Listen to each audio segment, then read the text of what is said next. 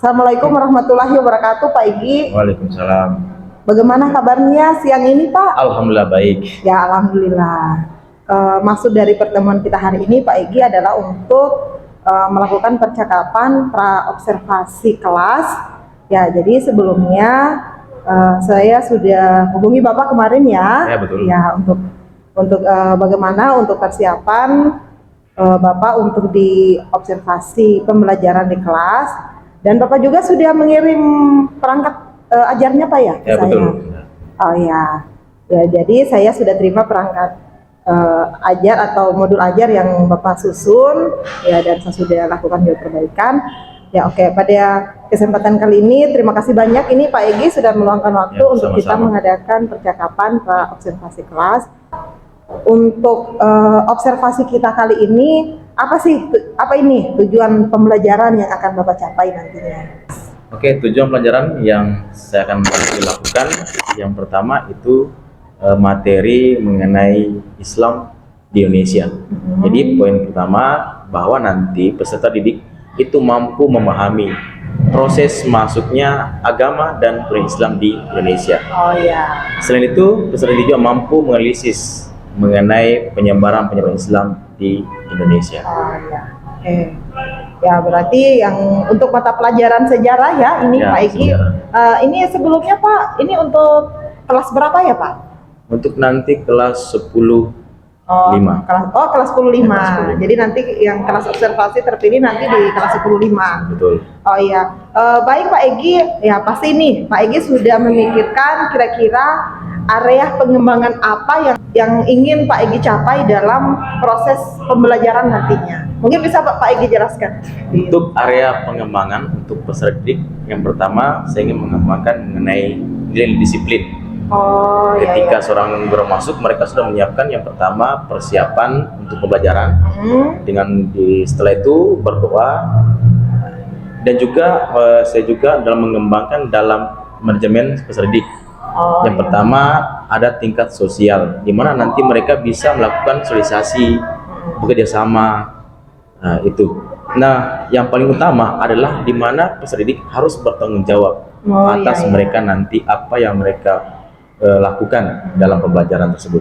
Oh ya, berarti ini terkait dengan pembelajaran sosial emosional ya, Pak? Ya, betul. Ya, berarti nanti Bapak mungkin mau mengembangkan pengendalian diri dari siswa, kemudian manajemen dirinya. Betul. Ya, yang saya dengar tadi juga Bapak ingin mengembangkan terkait bagaimana keterampilan sosialnya. Ya. Ya, berarti bagaimana sih gambaran Bapak nanti kondisi PBM yang Bapak harapkan nanti yang akan terlaksana di kelas terkait ini keterampilan sosialnya?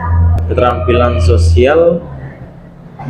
Ini Bapak menggunakan diskusi kelompok ya atau gimana? Ya. Jadi keterampilan di kelas itu karena saya menggunakan metode diskusi, tentu yang paling saya nilai adalah di mana mereka harus cakap dalam berkomunikasi. Oh ya. Jadi semua nanti terampil dalam, bukan hanya pada satu siswa saja yang akan berperan, tapi harapannya untuk semua bisa bekerja sama. Ya, berarti semua siswa bisa aktif ya, bisa aktif. ikuti bekerja sama. Oke. Ya, luar biasa.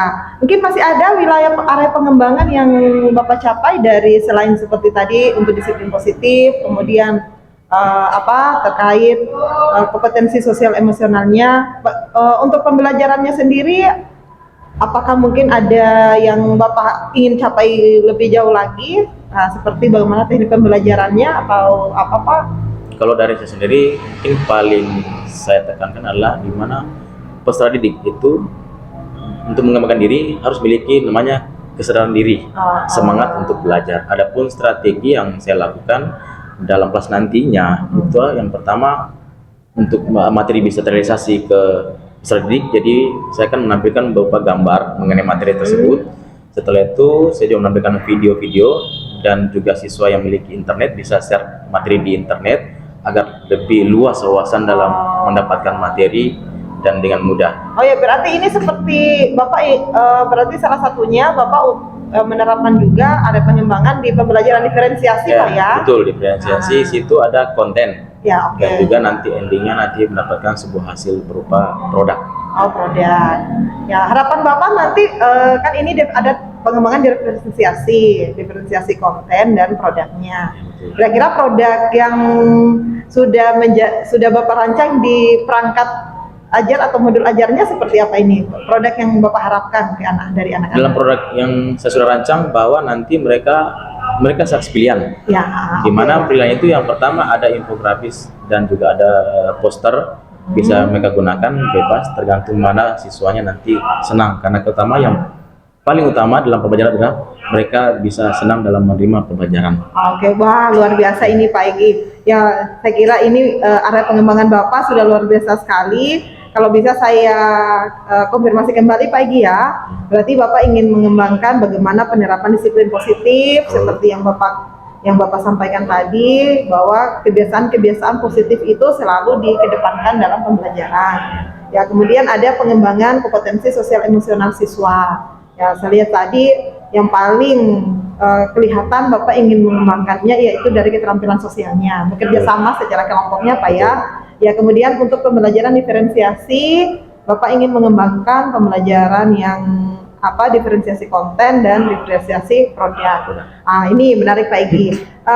Berbicara strategi nih Pak Egi, kira-kira strategi apa yang sudah Bapak siapkan sehingga area pengembangan yang Bapak hendak capai ini bisa tercapai nantinya di pembelajaran? Dalam strategi, saya akan menggunakan model PJBL dan tentu metode-metode yang saya harapkan dalam kelas itu yang bisa nanti terlaksana, yaitulah ceramah. Nah, tentu kita menyampaikan beberapa poin-poin dalam pembelajaran. Setelah itu baru kita lakukan diskusi. Nah, diskusi ini nanti peserta didik saya akan membagi beberapa kelompok, dan pada akhirnya nanti mereka melakukan sesuatu. Ketika nanti sebuah produk berupa poster, nantinya setelah itu nanti mereka presentasi di depan kelas. Setelah itu nanti kelompok lain akan melihat atau bisa menyaksikan dengan hasil presentasi, ataupun bisa kelompok lain bisa juga menanggapi daripada hasil presentasi. Untuk medianya Pak, itu model dan metodenya. Untuk medianya gimana strategi Bapak? Apa sih? Atau mungkin ada media yang Bapak sudah siapkan atau seperti apa? Media yang saya gunakan yang pertama adalah bisa menggunakan internet, laptop, HP, dan juga layar fokus untuk persiapan di kelas. Oh iya, ya untuk seperti tadi kan yang pembelajaran menyenangkan nih Pak Egi. Ya pasti mungkin ada aplikasi atau semacam apa yang Bapak gunakan nanti pada saat pembelajaran untuk mendukung kegiatan ini? Ya betul, itu di akhir pembelajaran saya menggunakan aplikasi menyenangkan berupa kuis, di mana mereka nanti menguji kepahaman mereka pada hari itu, apakah mereka sudah memahami materi, dibuktikan dengan dalam bentuk kuis. Ya, itu aplikasi kuisis. Bapak untuk menggunakan aplikasi kuisis. Oh ya, oke, luar biasa sekali Pak Egi. Banyak yang saya sudah catat dari apa yang kita percakapkan pada siang hari ini.